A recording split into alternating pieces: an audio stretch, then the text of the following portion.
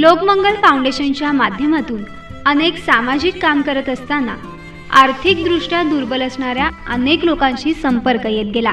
त्यातून लग्नासाठी कर्ज घेणाऱ्यांची संख्या लक्षणीय हे जाणवलं।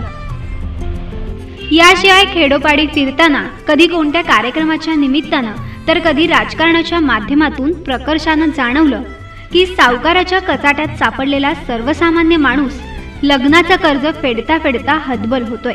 कर्ज काढून सोनं नाणं विकून, शेतजमीन घर विकून, गहाण टाकून लग्न केलं जातंय। असा लग्न सोहळा करण्यापेक्षा वेळ, पैसा आणि श्रम वाचवण्यासाठी या महागाईच्या दिवसात सामुदायिक विवाह सोहळा हा उत्तम पर्याय होऊ शकतो।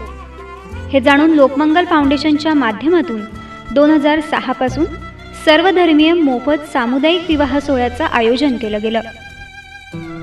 या विवाह सोहळ्यात आतापर्यंत 2000 पेक्षा जास्त लग्न झाली आहेत। या विवाह सोहळ्यातील वधूवरांना सुभाष देशमुख लेक आणि जावई मानतात। अशा 72 जावयांना व्यवसायासाठी कर्ज उपलब्ध करून दिलं गेलंय। जावयांना आणि लेकींना त्यांच्या गुणवत्तेप्रमाणे लोकमंगल समूहात नोकरी दिली गेली।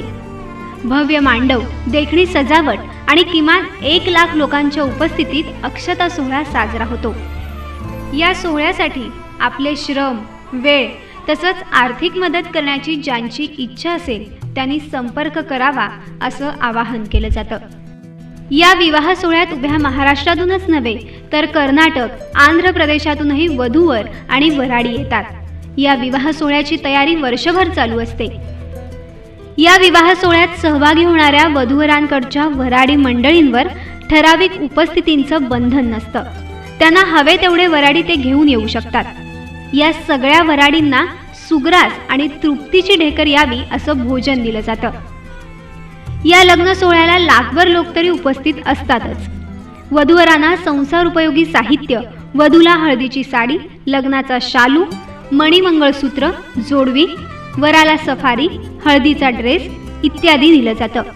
वधूच्या हातावर मेहंदी, वधूचा मेकअप, हार, तुरे, मुंडवळ्या हा सगळा जामानिमा असतो। त्या धर्मानुसार लग्न लावणारे पुरोहित, पंडित, मुल्ला, भंतेजी लग्न लावण्यासाठी बोलवले जातात। वधूवरांना समुपदेशन करण्यासाठी समाजातील मान्यवर, विचारवंत, डॉक्टर आदींना आमंत्रित केले जातं। लेक वाचवा अभियानाअंतर्गत 8वा फेरा स्त्री जन्माच्या स्वागताचा घेतला जातो। हळदीचा कार्यक्रम हर्षोल्लासात होतो। आकर्षक लग्नपत्रिका काढली जाते। लग्नाच्या विविध विधींची छायाचित्र काढली जातात। व्हिडिओ शूटिंग केलं जातं। वाजत गाजत वरातही काढली जाते। ढोल, ताशा, वाजंत्री असा मोठा फौजफाटा असतो। समाजातील ज्येष्ठ श्रेष्ठ मंडळी या लग्न समारंभाला आवर्जून उपस्थित राहून सुभाष देशमुखांच्या या लेकी आणि जावयांना शुभाशीर्वाद देतात। या जोडप्यांना पहिली मुलगी झाली तर तिच्या नावे 2000 रुपये 18 वर्षांसाठी मुदत ठेवीत जमा केले जातात। आतापर्यंत अशा 85 मुलींच्या नावे शुभमंगल योजनेच्या माध्यमातून 2000 रुपये बँकेत डिपॉझिट केले आहेत।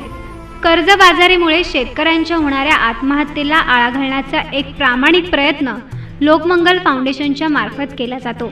अवास्तव खर्च टाळून गोरगरीब मुलामुलींचे लग्न थाटामाटात करण्यात येतं। या सोहळ्यात लग्न झालेल्या मागासवर्गीय आणि शेतकरी शेतमजुरांच्या वधूंच्या नावे शासनाच्या योजनेअंतर्गत आवश्यक कागदपत्रांचा पाठपुरावा करून 10,000 रुपयांचं अनुदान प्राप्त करून दिलं जातं।